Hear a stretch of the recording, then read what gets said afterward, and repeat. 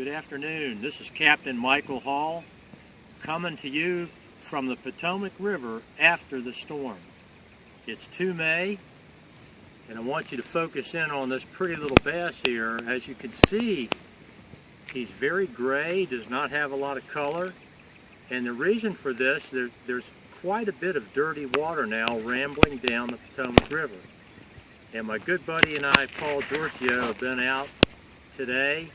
It's been a beautiful day, and we wanted to show everyone, yes, you can get out in the Potomac, you can catch the bass. They are a little bit disoriented, but I believe the river is going to be getting better and better and better, so we're going to put this little guy back, but we just want to wish everybody great fishing, and this is the Potomac River 2 May after the storm. God bless America.